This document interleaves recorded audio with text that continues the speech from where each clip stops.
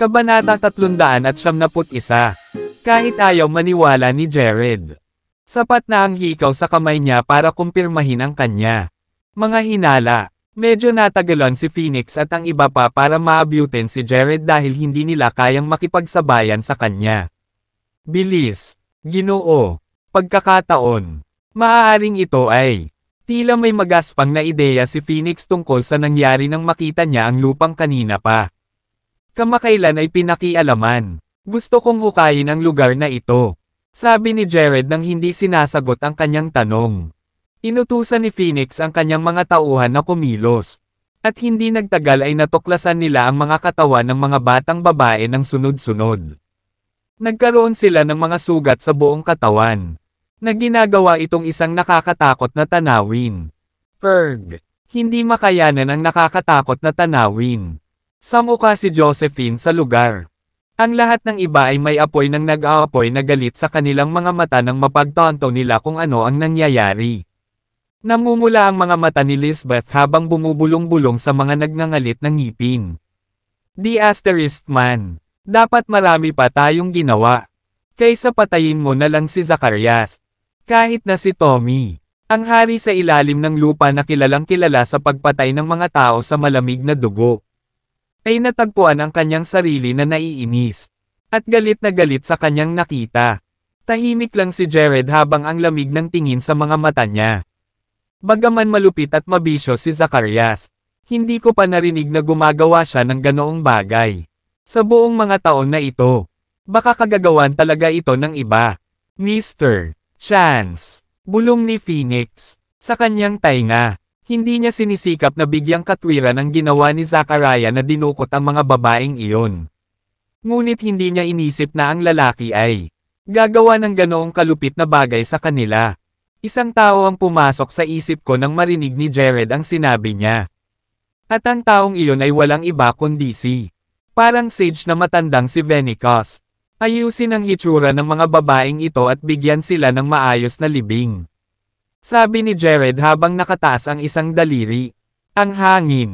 Isang gininto ang maliwanag na liwanag ang sumikat mula sa kanyang daliri. At kasabay ng isang alon. Ang sinag ng liwanag ay bumaril sa hangin ng isang segundo. Mamaya bago mawala. Ang itim na ulap na puno ng puot at hinanakit ay naalis sa gintong liwanag bago naglaho. Ganap. Kahit na ginamit ni Jared ang itim na ulap na iyon bilang isang mahusay na mapagkukunan para sa kanyang paglilinang. Hindi niya pinili. Nagawin ito at pinahiwa-hiwalay na lamang sila sa pag-asang makakapagpahinga ng mapayapa ang mga batang babae. Nanatiling madilim ang ekspresyon ni Jared kahit bumalik na siya sa mansyon. Josephine. Sa kabilang banda, kamay. Patuloy na nagsusuka habang sinusubukang aliwin siya ni Lisbeth. Matapos gumugol ng ilang oras sa paghahanap sa buong tirahan ng pamilya Jantz. Nakakita si Jared ng isang stack ng mga kontrata.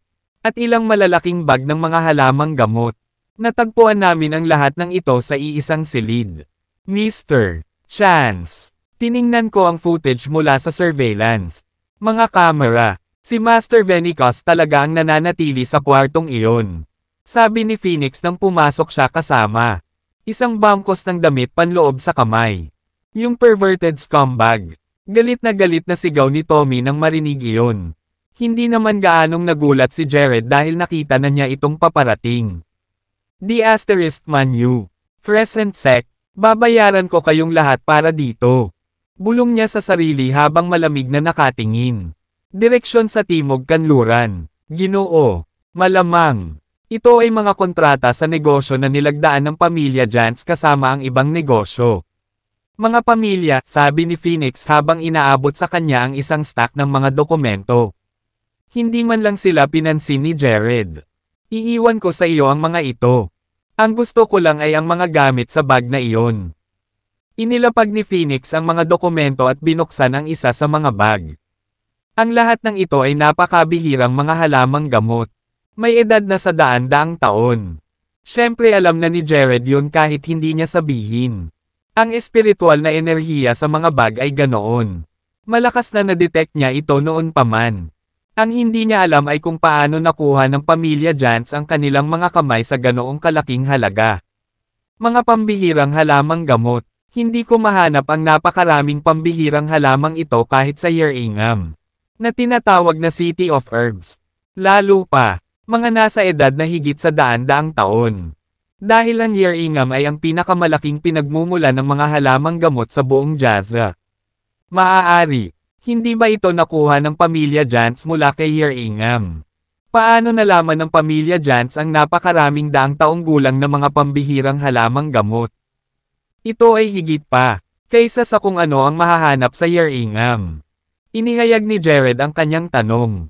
Binili ng pamilyang Jantz ang mga halamang ito mula sa Herb Palace. Mr. Chance, nakakita ako ng kontrata na ang Jantz family signed with Herb Palace kanina. Hindi nila ito binili kay Yerringham.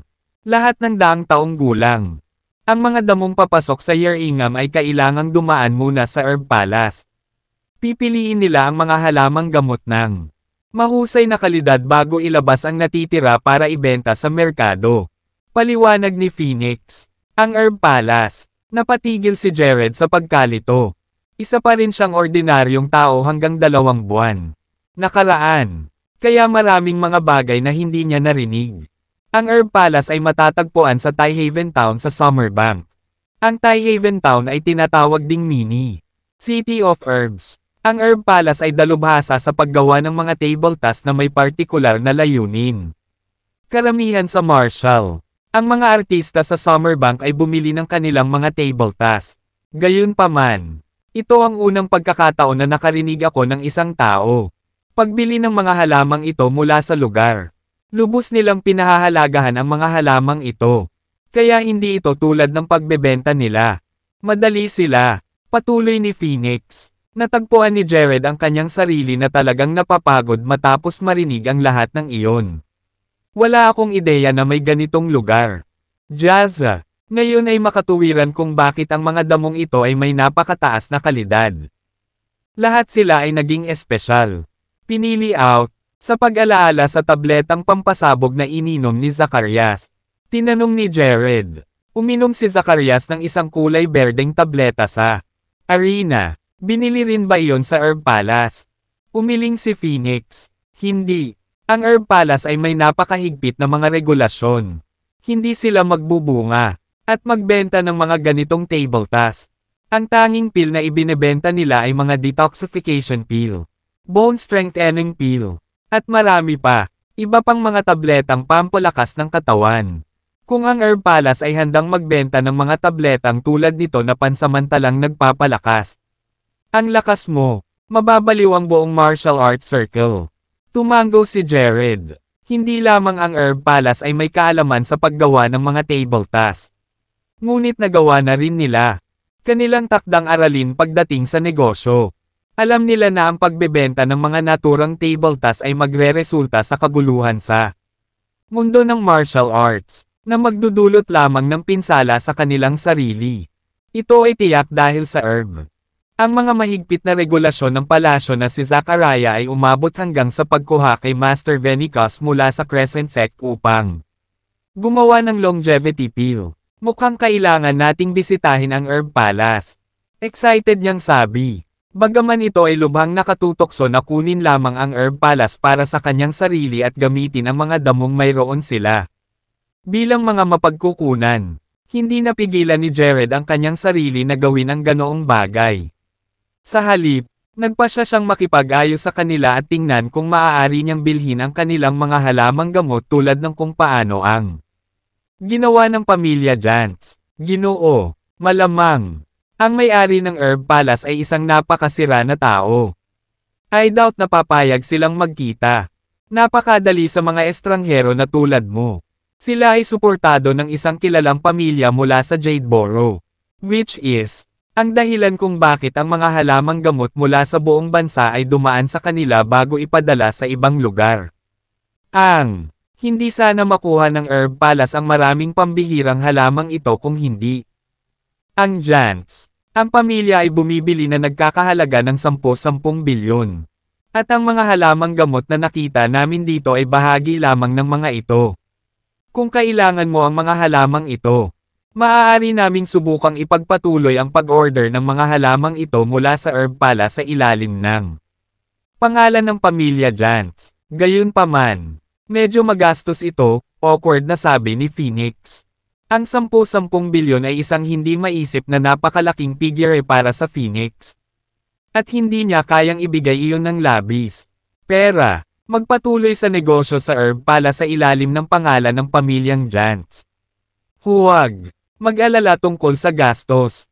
May aalamin ako. Si Jared ay hindi malapit ng sumuko sa gayong mahalagang mga mapagkukunan para sa kanyang paglilinang dahil sa mga limitasyon sa pananalapi. Habang ang dami ng espiritual na enerhiya sa kalikasan ay bumababa, hindi ito sapat para mapanatili ang lakas ni Jared. Paglilinang dahil sa kung gaano siya kalakas. Iyon ang dahilan kung bakit kailangan niyang maghanap ng mga alternatibong mapagkukunan upang makakuha ng espiritual na enerhiya. Kahit na ang paglilinang ng espiritual na enerhiya ay gagawing daan-daang beses na mas malakas ang isang tao kaysa sa martial arts. Pagsasanay. Ito ay masyadong magastos. Pagkaalis ni Phoenix, itinuon ni Jared ang kanyang atensyon sa mga bag ng daang taong gulang na mga halamang gamot at ang libong taong ginseng. Sa mga mapagkukunang ito, maaari akong makapasok sa foundation phase. Maaaring mas mataas lang ito sa isang antas. Ang aking kasalukuyang estado, ngunit ito ay magpapalakas ng aking kapangyarihan ng malaki. Sa pamamagitan lamang ng pagpasok sa foundation phase maaari. Ang isa ay tunay na nagiging isang tagapagtanim ng enerhiya, na tinatawag ng mga tao na mga immortal. Lahat tama. Oras na para malampasan ang aking kasalukuyang level. Dahil doon, tinawag ni Jared si Tommy para tulungan siya.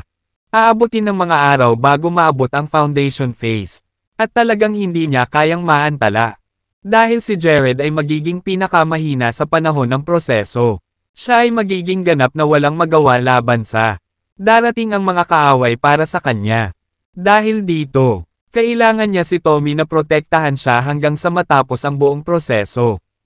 Huwag kang mag-alala, Mr. Chance. Hindi ko hahayaan na may makagambala sa iyo. Kahit na nangangahulugan ito ng pagsasakripisyo ng aking buhay. Kumpiyansa na nanumpa si Tommy. Tinapik siya ni Jared sa balikat at sinabing, maaari kang humingi ng tulong sa Phoenix kung may nasagasaan ka. Gulo. Aasahan kita sa mga susunod na araw. Matapos ibigay kay Tommy ang kanyang mga tagubilin. Tinawagan ni Jared si Josephine at sinabihan siyang sumama kay Lisbeth. Summerbank sa mga susunod na araw dahil may negosyo siyang dapat asikasuhin. Mas alam ni Josephine kaysa magtanong kay Jared ng anumang tanong at pinaalalahanan lang siyang manatiling ligtas. Nang magawa na ang lahat ng pag-aayos, nagkulong si Jared sa isang silid. Sa pag-indayog ng kanyang braso, hinagis niya isang mahinang bola ng apoy sa mga halamang gamot at pinalibutan sila nito. Kailangan muna niyang gumawa ng enerhiya. Condensing pills at ubusin ang mga ito upang simulan ang proseso ng paglilinang.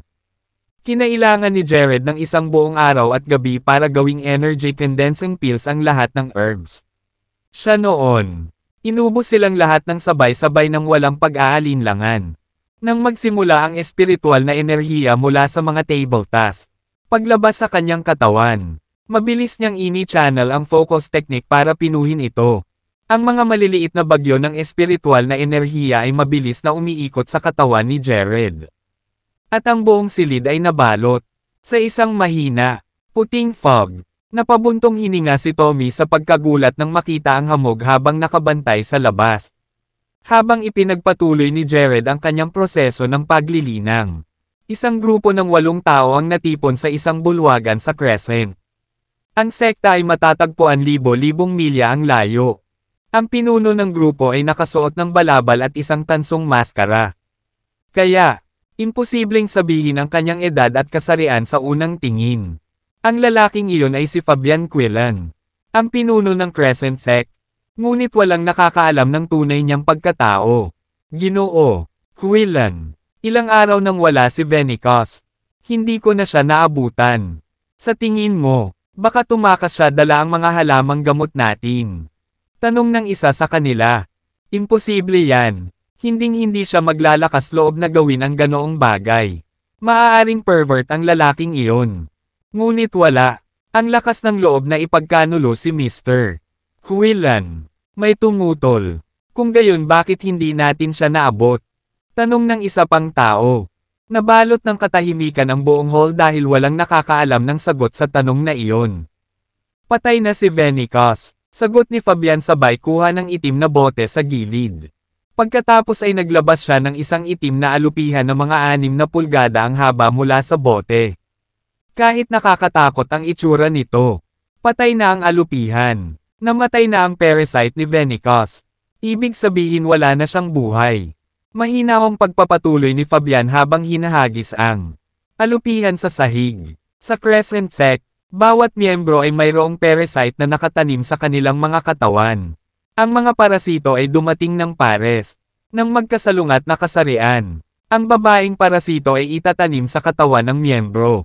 At ang lalaki, ang parasito ay itatago sa isang itim na bote kasama si Fabian. Kung ang isa sa mga parasito ay namatay, ang isa ay mamamatay din. Mamatay sa parehong oras saan man ito naruroon. Ganyan kinokontrol ni Fabian ang mga miyembro ng Crescent Sect, kung sino man ang manggahas na ipagkanulo si Fabian. Papatayin niya ang parasite sa kanyang banga. At ang traidor ay mamamatay kasama ng ang parasite sa kanilang katawan. Ganun din, kapag namatay ang parasite sa katawan ng tao, mamamatay din ang nasa banga ni Fabian. Ano ang? Nagulat ang lahat sa hall nang makita nila ang patay na parasito. Maaaring may napakalakas na martial artist si Jason. Ngunit duda ako na sino man sa kanila ang may kakayahang pumatay kay Venicus. Hindi kaya nagbago ang isip ng pamilya Jantz tungkol sa pagbibigay sa amin ng mga halamang gamot gaya ng ipinangako. Baka sila, pinatay siya matapos makuha ang tableta. Hula ng isang tao. Imposible yan. Inutusan ni G. Quillan si Venicus na huwag gumawa ng longevity pill hanggang sa makuha niya ang mga halamang gamot. At saka, walang paraan ang pamilya Jantz na maglakas loob na labanan ang Crescent Sect. Isang tao, tumutol, kaya kaya ng Herb Palace.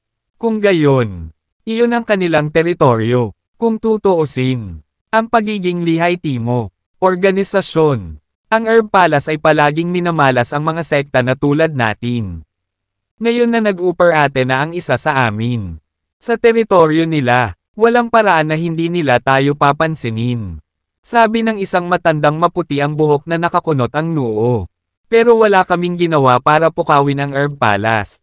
Maaaring hindi nila aprobahan ang ginagawa natin. Ngunit, pinabayaan na nila tayo sa loob ng maraming taon.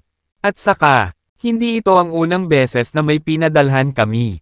Jazz, hindi magiging makabuluhan para sa kanila na biglang magsimulang mamili ng buto sa atin ngayon. Hindi ba? May nagtanong sa pahayag ng matandang iyon. Mahirap sabihin. Sino ang nakakaalam kung ano ang iniisip ng Herb Palace? Isa pa, kung sino pa sa Jazza ang may kaya. Pumatay kay Venicus, yung mga tinatawag na martial arts grandmasters. Sila ay walang iba kundi isang grupo ng mga barbaro. Sagot ng matanda na may kasamang mapang asar na single. Halatang hindi niya masyadong gusto ang mga martial artist. Sige, tigilan mo na ang pakikipagtalo. Ang kailangan lang nating gawin ay magpadala ng isang tao upang malaman kung ano ang nangyayari. Kung ito talaga, ay gawa ng Herb Palace. Pagkatapos ay kikilos tayo laban sa kanila. Malamig na sabi ni Fabian. Mayroong isang malaking mansyon na sumasakop ng hanggang 10,000 square feet ng lupa sa Taihaven Town. Ang mansyon na iyon ay kilala bilang Herb Palace. At nakapaligid dito ay daan-daang apothecaries. Gayunpaman, sa halip na magbenta ng mga table tasks, ang mga natirang halamang gamot lamang ang kanilang naibenta mula sa Herb Palace.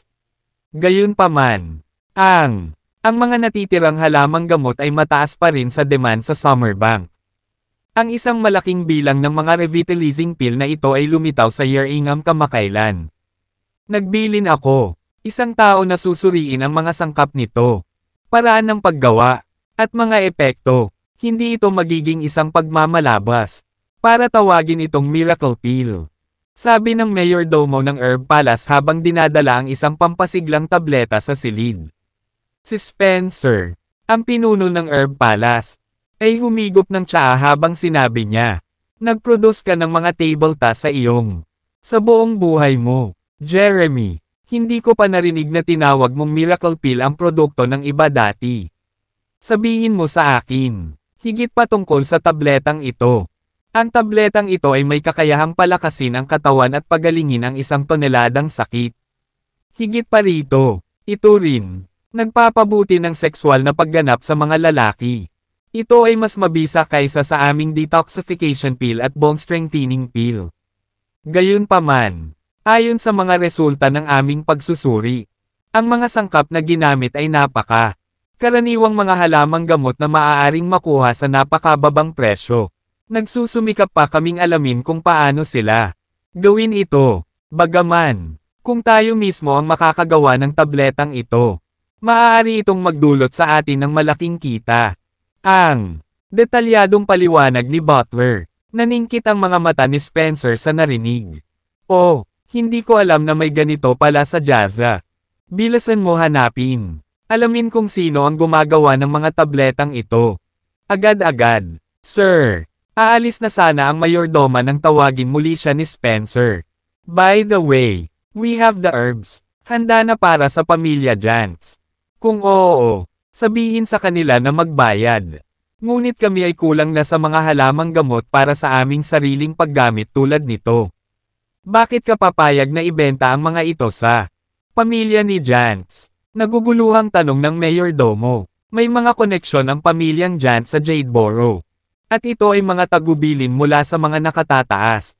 Iyon ay lahat ng kailangan mong malaman. Sagot ni Spencer habang sinenyasan ang mayordoma na umalis. Samantala, sa isang restaurant sa Summerbank, pinag-uusapan ng mga tao ang pakikipaglaban ni Jared kay Venicus.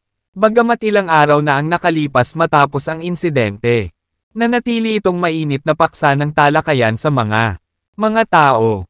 Hindi ka panipaniwala si Jared. Pare, pinaluhod niya ang ulo ng pamilya Jantz bago siya pinatay ng isang sampal. Sayang lang at hindi mo nakita. Nagulat ako na ang mukhang sage na matandang iyon pala ay salamangkero. Pinakawalan niya ang kanyang mga alagang multo kay Jared. Para lang lunukan silang lahat ni Jared ng sabay-sabay. Sa kabila ng murang edad ni Jared, duda ako na sino man sa Summerbank ang may kakayahang talunin siya. Ang Wagner, sinubukan ng pamilya na gawin siyang pinuno ng Warriors Alliance. Ngunit tinanggihan niya ang alok. Basta, isipin na ikaw ang pinuno ng alyansa ng mga mandirigma. Tao, tinanggap ko sana ang alok na iyon sa isang tibok ng puso. I bet Jared is an immortal reincarnated or something. Ang ilan sa kanila ay nagpoprotekta sa kanya sa arena. Noong araw na iyon, ilang kabataang lalaki ang nag-i-inhuman habang pinag-uusapan ang mga insidenteng naganap sa arena. Karamihan sa mga tao ay hindi talaga nakita ang nangyari at nagpapakalat lamang ng mga chismis na narinig nila. Mula sa iba, isang lalaking nakasuot ng roba ang nanananghalian sa malapit na mesa, at tinusok niya ang kanyang tenga nang marinig niya ang pag-uusap. "Excuse me. Pwede ko bang malaman kung ano ang pinag-uusapan nyo? Narinig kong binanggit mo ang mga multo at immortal. And it sounded quite interesting." Sabi ng nakadamit na lalaki habang papalapit sa kanila na may hawak na baso. Ang mga binata ay sabay-sabay na tumingin sa kanya. At isa sa kanila ay nagtanong, "Hindi ka taga Summerbank?" "Ay, ikaw?" Umiling ang nakadamit na lalaki. "Hindi, taga-Kanluran ako. Pumunta lang ako dito para magnegosyo." "Ah, iyan ang nagpapaliwanag kung bakit hindi mo alam ang napakalaking insidente. So, may kasama itong binata, 20s, tama ba?" Ang kanyang pangalan ay Jared. At napatay niya ang isang internal energy grandmaster sa isang hit. Pinatay din niya itong isa pang lalaki na tinatawag na Master Venicus o isang bagay. Nabalitaan ko na ang pangalawang lalaki ay mula rin sa Timog Kanluran. Paliwanag ng isa sa mga binata. Isang malamig na kislap ang lumitaw sa mga mata ng lalaking nakadamit nang marinig niya iyon. Ngunit nawala ito pagkaraan ng ilang segundo. Ang Nakadamit na lalaki pagkatapos ay ngumiti sa kanila habang nagtanong. Si Jared ay dapat na isang napakalakas na tao kung nagawa niya. Talunin ng isang internal energy grandmaster. Alam mo ba kung saan siya nakatira? Ano? Gusto mo bang makipag-spar sa kanya? Kung iyon ang kaso, iminumungkahi kong iwanan mo ang ideyang iyon ngayon. Tila, tumanggi si Jared na makita ang anumang mga bisita. Maraming mga pinuno ng mga pamilya ng martial arts ang sumubok na bisitahin siya. Ngunit lahat sila ay nauwi sa pagtalikod. Kasalukuyan siyang tumutuloy sa mansyon ng pamilya Jantz. Sabi ng isa, ng mga binata habang nakaturo sa direksyon ng mansyon. Malamig na sulyap ang nakasuot ng lalaki sa kinaroroonan ng mansyon at dirdiretsong lumabas ng restaurant. Samantala, ilang araw nang nagbabantay si Tommy sa labas ng mansyon ng pamilya Jantz. Upang matiyak na walang darating at magdudulot ng gulo. Mayroon si Phoenix ng daan-daang mga tauhan niya. Nagpapatrolya sa paligid ng mansyon. Si Tommy ay may daan-daang lalaki mula sa Horrington na nakapalibot sa mansyon para sa karagdagang seguridad. Iniisip ko kung natapos na ba ni Jared ang kanyang proseso ng paglilinang. Napaisip si Tommy habang nakatitig sa puting fog sa kwarto. Kasabay nito ang pagdating ng nakasuot na lalaki at malalim ang pagsimangot nito sa mukha habang pinagmamasdan ang mansyon mula sa isang kalapit na kalye. Talagang makapangyarihan ang taong ito. Ngayon ay makatuwiran kung bakit niya nagawa. Tekil Venicus, bulong niya sa sarili nang makita ang puting fog sa itaas ng mansyon. Pagkatapos ay humakbang siya pasulong. Nawala sa kanyang kasalukuyang kinalalagyan sa isang iglap. Pagkalipas ng isang segundo, siya na, nakatayo sa harap ng mansyon. Sino ka? Tanong ng isa sa mga guard nang makitang sumulpot ang lalaking nakadamit ng wala sa oras. Tahimik lang ang nakasuot ng damit habang pinapalipad ang gwardya habang nakataas ang kamay. Nang makita iyon, mabilis na hinablat ng iba pang gwardya ang kanilang mga sandata at humakbang pasulong. Pati si Tommy, nagmamadaling lumapit nang marinig niya ang kaguluhan. Ang lalaking nakadamit ay napapaligiran na ng 12-dosenang mga gwardya nang makarating doon si Tommy. Sino ka? Tanong niya sa nakasuot ng damit nang makita ang patay na gwardya na nakahandusay sa sahig. Tinitigan ng malamig na tingin si Tommy ng nakadamit na lalaki habang sinabi niya. Sabihin mo kay Jared na lumabas at tanggapin ang kanyang kamatayan. Pangungusap, hindi siya maaaring payagang mabuhay pagkatapos patayin ang isang miyembro ng Crescent Sect. Miyembro siya ng Crescent Sect. Nakita ko na ang kayang gawin ni Master Venicus. Lahat ng mga lalaking ito ay makapangyarihan. Mga salamangkero, wala akong kalaban-laban sa kanila. Napakunot ang noo ni Tommy sa isip niya. Nakaisip siya ng ideya at sinabi sa lalaking nakasuot ng damit. Ah, so you're here to see Mr. Chance. Hindi. Problema. Ibigay mo lang sa akin ang iyong pangalan. At ipapaalam ko sa kanya ang tungkol dito. Hindi mabilang na mga tao ang pumunta dito upang subukan.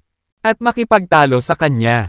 At mayroong maraming out doon na gusto sa kanya patayin. Ngunit Mr. Chance ay hindi pumatay. Walang pangalan. Hindi ako nameless nobody.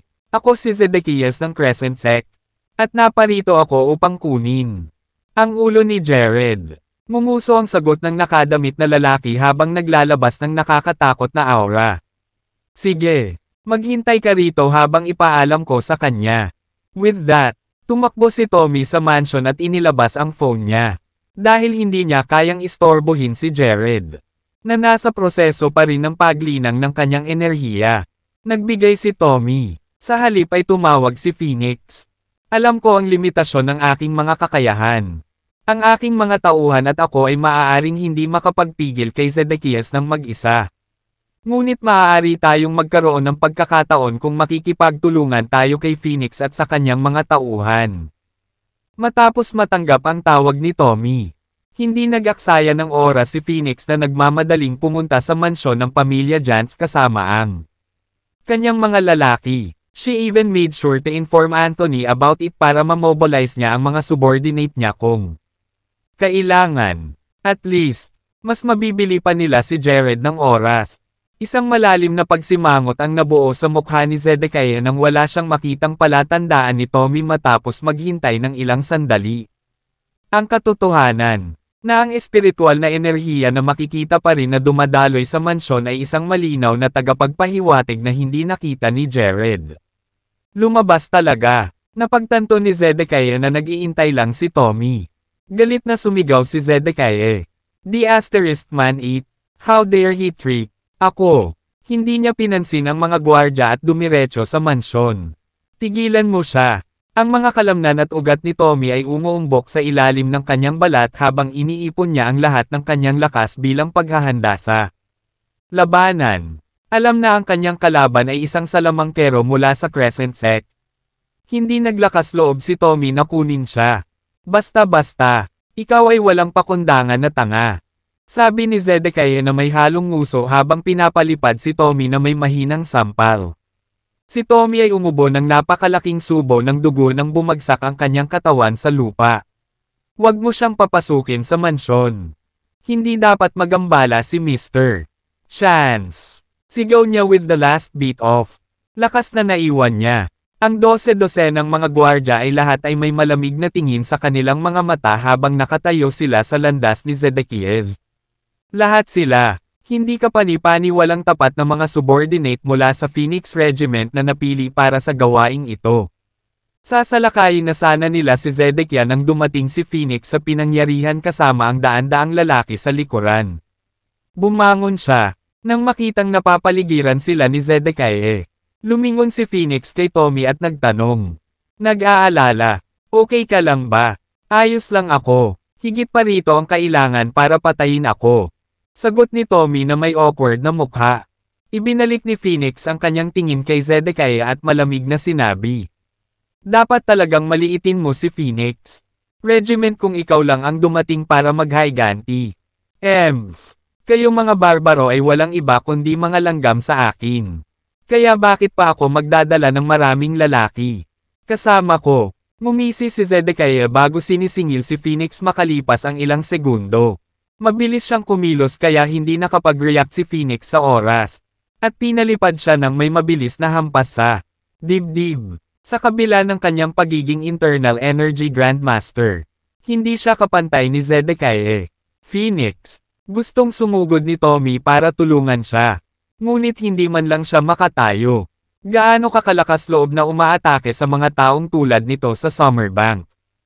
Sigaw ni Anthony pagdating niya. Kasama ang kanyang mga subordinate mula sa Department of Justice. Dahil ayaw niyang mag-alala kay Josephine. Pinili niyang lumapit nang hindi nagpapalam kay Lisbeth dahil alam niya ang huli. Tiyak na sasabihin ito kay Josephine.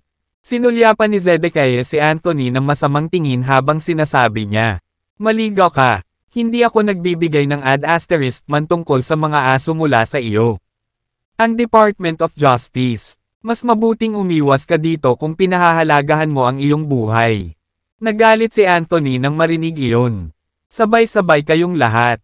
Dapat natin siyang patayin. Sa nakikitang si Zedekiah ay hindi natakot sa kagawaran ng hustisya kahit kaunti. Ang Phoenix ay walang pagpipilian ngunit upang gamitin ang kanilang kalamangan sa mga numero laban sa kanya. Kunin mo siya. Daan-daang lalaki mula sa Phoenix Regiment ang nagtaas ng kanilang mga sandata at sinugod si Zedekiah. Sa kanilang pagtataka, napawi na lamang si Zedekiah sa isang mayabang na ngiti habang sumisigaw. Walang hanggang kadiliman. Formation. Gamit ang isang alon ng kanyang manggas. Nagpadala siya ng isang makapal at itim na hamog na lumabas sa kanyang mga damit upang harangan ang araw. Ganap, sa loob ng ilang segundo. Ang buong lugar ay nahuhulog sa madilim na kadiliman. Hindi makita kung ano ang nangyayari. Nagsimulang magpanik ang mga lalaki mula sa Phoenix Regiment. Nakuha lang ang mga bagay. Mas malala nang marinig nila ang naghihingalong hiyawan ng kanilang mga kasama na nagmumula sa kanilang paligid. Hahaha, mayroon akong sukdulang kapangyarihan sa loob ng aking porma sayon. Ikaw ay walang iba kundi ang karne sa pagpuputol. Block. Talagang nakakatakot si Zedekiah habang tumatawa siya na parang baliw. Pinapanood ang mga tapat na subordinate na nagsilbi sa kanya sa loob ng maraming taon na sumisigaw sa hapdi ng ganoon. Si Phoenix, labis na nasaktan at namula ang kanyang mga mata nang hindi sinasadya. Alam niyang mamamatay silang lahat dito. Pero siya, hindi makapag-utos sa kanila na umatras. Ang tanging magagawa niya ay isakripisyo ang kanilang buhay para mabili si Jared hanggat oras. Maaari, mangyaring gumising sa lalong madaling panahon. Mr. Chance. Napasigaw si Tommy nang makita niya ang estado ng paghihirap.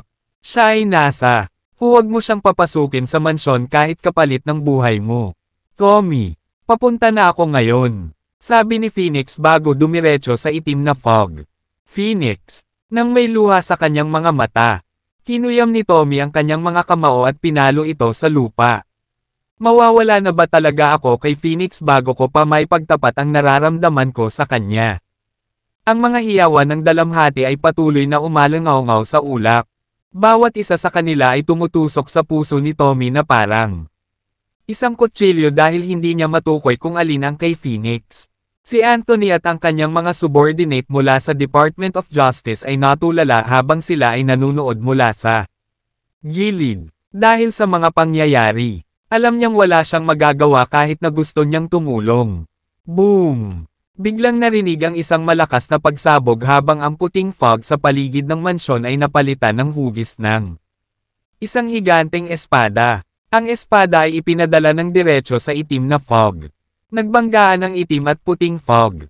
Ang itim na fog ay kumalat at nawala ng walang bakas sa loob. Ilang segundo, at naging maaliwalas ang langit. Ang lupa ay puno ng mga nahulog na mandirigma ng Phoenix Regiment. At wala pang 10 sa kanila ang makatayo. Sa kanyang katawan na natatakpan ng mga sugat.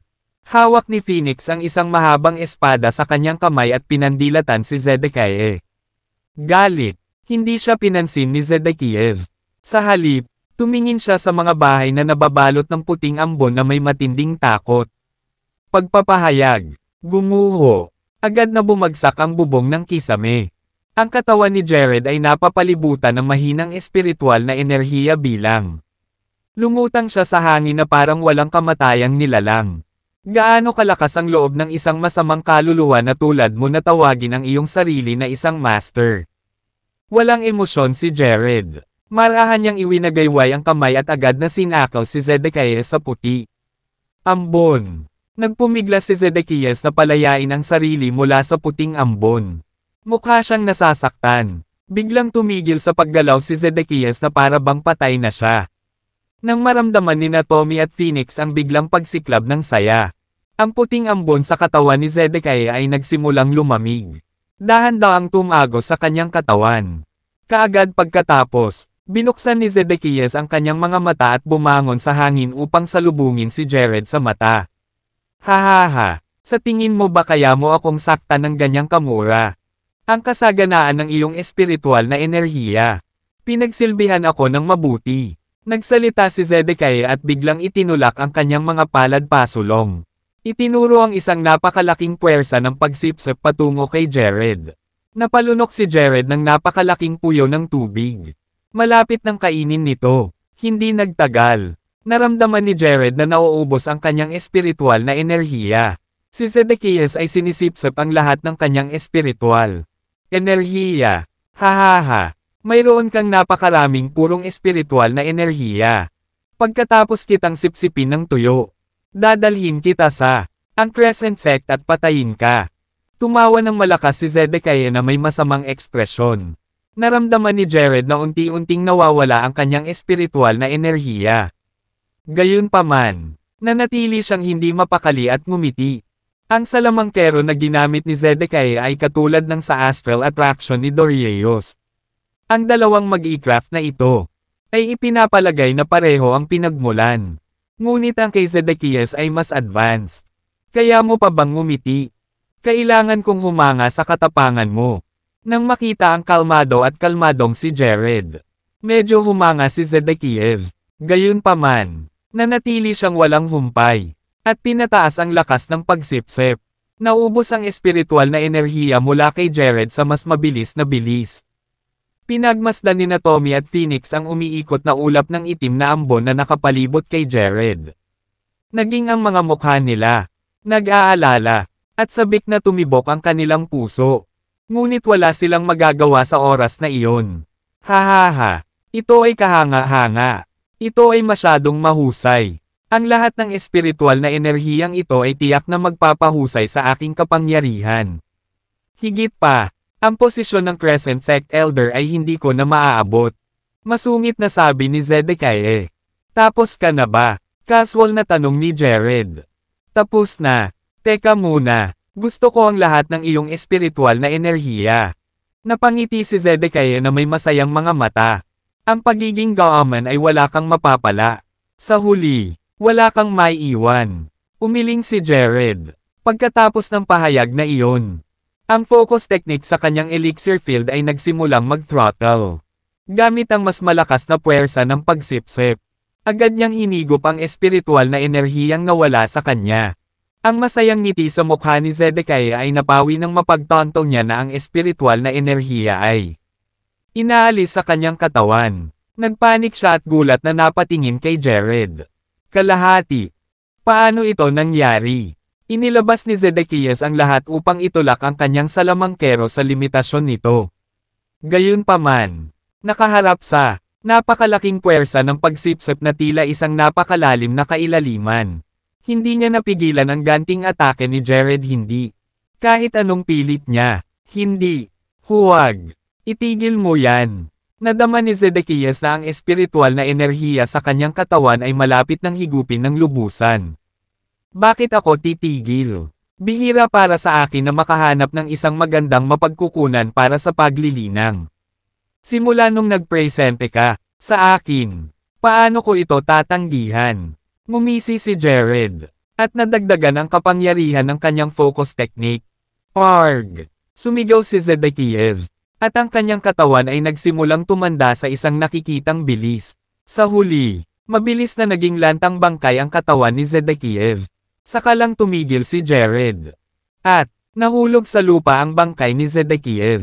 Laking gulat ni Anthony nang makita si Zedekiah na naging isang tuyong bangkay. Wala pa siyang nakitang katulad. Yung dati, sa wakas ay naunawaan na niya kung bakit ganoon na lamang ang paggalang nina Walter at Glenn kay Jared. Ang ginawa niya ay magagawa lamang ng isang walang kamatayan. Kahit na ang isang Grandmaster ay hindi pa umabot sa antas na ito. Pagkatapos, nang mapagtanto ito, biglang nagkaroon ng matapang na ideya si Anthony. Nag-zip si Jared sa ere at nagpakita sa harap ni Tommy at Phoenix. With a casual gesture niya, kamay, agad niyang binalot sila ng espiritual na enerhiya. Nakaramdam ng kalmado ang dalawa. Ang sakit sa kanilang dalawa. Umalis ang mga katawan, at naibalik nila ang kanilang lakas. Ginoo, Chance. Maraming salamat. Tuwang-tuwa sina Phoenix at Tommy at nagpasalamat kay Jared. Nanatiling tahimik si Jared. Sinulyapan niya ang mga bangkay sa lupa. Ang mga taong nag-alay ng kanilang buhay. Para protektahan siya. Ang mga mata ni Jared ay kumikislap na may intensyong pumatay. Tumingin siya sa direksyon ng timog kanluran at malamig na sinabi, "Boses, Crescent Sect, magbabayad ka ng dugo para sa dugo." Si Fabian ay nasa kanyang upuan libo-libong kilometro ang layo. Pinapakain ang mga parasito sa isang itim na palayok. Bigla, siya, nanginginig ng walang babala, at nagsalubong ang kanyang mga kilay. Sa sandaling ito, isang parasito ang tumalon at mariing kinagat ang daliri ni Fabian. Isang patak ng dugo ang nahulog sa palayok at ay agad na sinipsip ng mga parasito. Gayunpaman, pagkatapos ng marahas na pamimilipit, huminto ang parasito at agad na namatay. Patay na naman. Natigilan si Fabian. Tumingin siya sa direksyon ni Jazza na may problema sa mukha. Magkakaroon ng bagyo sa Jazza. Pagkatapos, binalot niya ang kanyang sarili sa isang ulap ng itim na ambon at agad na nawala sa susunod na segundo. Sa labas ng mansyon ng pamilya Jantz, nagpadala na si Phoenix ng maglinis sa eksena. Gayunpaman, nabalisa si Phoenix sa napakalaking bilang ng mga nasawi. Tommy, pumunta ka at magpalipis ng oras kasama si Phoenix. Titingnan ko si Josephine at ang iba pa. Hindi nakita ni Jared si Josephine nitong mga nakaraang araw dahil sa kanyang pagsasanay. Natatakot siya kay Josephine. Baka mag-alala. Sige. Tumango si Tommy. Ginoo. Pagkakataon. Noong nag-iisa ka nitong mga nakaraang araw. Ang pinuno ng. Dumating ang Iron Gate Academy at ang pamilyang Wagner. Dumating pa ang pinuno ng Iron Gate Academy. Halos araw-araw. Nakita ko. Alam ni Jared na ang pinuno ng Iron Gate Academy ay dapat na dumating upang humingi ng tawad. Sa takot na siya, maaaring magkaroon ng sama ng loob laban sa akademya. Pagkaalis ni Tommy at Phoenix, lumapit si Anthony kay Jared. General Long, dapat akong magpasalamat sa iyong tulong sa pagkakataong ito. Tumingin si Jared kay Anthony at sinabing. Namula ang mukha ni Anthony na parang nahihiya. Wala siyang naiambag. Nakatayo lang siya at nakatingin sa gilid. Maging ang kanyang mga nasasakupan mula sa ang Department of Justice ay hindi nasaktan. Ginoo, Chance, hiyang-hiya ako sa sarili ko. Ang totoo, wala man lang akong ginawa. Sabi ni Anthony, nakakahiya. At binago pa niya ang paraan ng pagharap kay Jared. Hanggat nandito ka, tinutulungan mo ako. Hindi naman sinisisi ni Jared si Anthony na walang ginawa. Pagkatapos ng lahat, kaharap ang isang salamangkero tulad ni Zedekiah, Anthony at ang Department of Justice ay mamamatay lamang sa walang kabuluhan. Ginoo, Chance, may wild akong idea. Sana makasali ka sa Department of Justice. Kung gagawin mo, tiyak na gagawin ko. Gawin kang Tenyente General. Balak ni Anthony na i-recruit si Jared sa Department of Justice. Kung mayroon silang isang tulad ni Jared, kanila, ang katayuan ay tataas ng malaki sa hinaharap. Pagkatapos, kahit ang mga martial arts na pamilya ay hindi na manggahas, mababa ang tingin sa Department of Justice. Marami pa akong gagawin. Salamat sa iyong kabutihan. General Long, umiling si Jared at tinanggihan ang alok nito. Pagkatapos ng lahat, isang opisyal na organisasyon tulad ng kagawaran ng napakaraming tuntunin ng hustisya. Ginoo, pagkakataon. Kung hindi sapat, maibibigay ko sa iyo ang aking posisyon bilang general. At tutulungan kita bilang ang Tenyente General. Mabilis na sabi ni Anthony. Muling umiling si Jared. Nagkamali ka ng pagkakaintindi. General Long, marami talaga akong personal. Bagay na dapat harapin. Sa makatuwid, hindi ako maaaring sumali sa kagawaran ng hustisya. Ngunit kung kailangan mo ng tulong, kahit ano, maglilingkod ako. Natuwa si Anthony nang marinig ang sinabi ni Jared. Salamat, Mr. Chance. Kung sakaling kailanganin mo ang Department of Justice, hindi ako magdadalawang isip na ibigay din ito. Matapos makipag-chat saglit kay Anthony, umalis si Jared at pumunta sa bahay ni Lisbeth. Si Josephine ay nanirahan kasama si Lisbeth nitong mga nakaraang araw habang si Jared ay nag-iisa sa pagsasanay. Pagdating pa lang niya, napansin ni Jared na nakalock ang pinto. At wala ang dalawa sa bahay. Kaya gumawa siya ng isang tawag sa telepono para malaman kung saan sila nagpunta. Pagkatapos, pumunta siya para hanapin sila. Araw-araw pala sa labas ng shopping sina Lisbeth at Josephine nitong mga nakaraang araw. Sila ay kasalukuyang tumatambay sa isang shopping district. Jared, malakas na ikinaway ni Josephine ang kanyang kamay nang makita niya si Jared. Sumugod si Jared at binuhat si Josephine habang umiikot sa isang bilog. Kung patuloy ninyong ipapakita ang inyong pagmamahal sa isa't isa, aalis ako. Inilibot ni Lisbeth ang kanyang mga mata. Dapat maghanap ka ng boyfriend para magawa mo rin. Nakangiting sabi ni Josephine. Bakit ako dapat? Ang mga lalaki ay isang grupo lamang ng mga brute. Kung makakahanap lang ako ng katulad ni Jared. Lisbeth blurted. Gayunpaman, napagtanto niya na ang kanyang mga salita ay medyo hindi naaangkop. At nagsimula siyang mamula. Bago siya alam nito, itinuring na niya si Jared bilang kanyang pamantayan para sa isang potensyal na kasama sa buhay. Napahagikak si Josephine nang makita ang awkward na tingin ni Lisbeth. Kung gusto mo siya, bakit hindi tayo dalawa? Maging girlfriend niya. Lalong namula ang mukha ni Lisbeth. She glared at Josephine and said, "Cut the nonsense. Matatapos na siya, buwan." Natigilan si Jared matapos niyang marinig ang sinabi ni Josephine. Kaya naman isang pait lang ang nailabas niya. Ngumiti. Bakit ka nakangiti?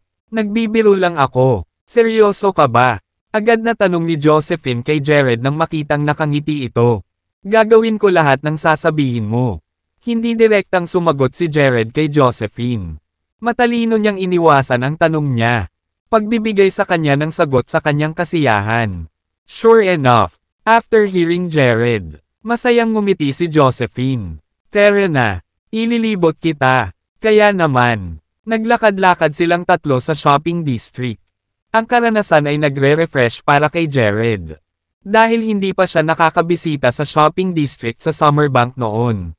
Malaki ang lugar. At doon, ay lahat ng uri ng mga bagay na ibinebenta. May mga lugar pa nga para sa libangan.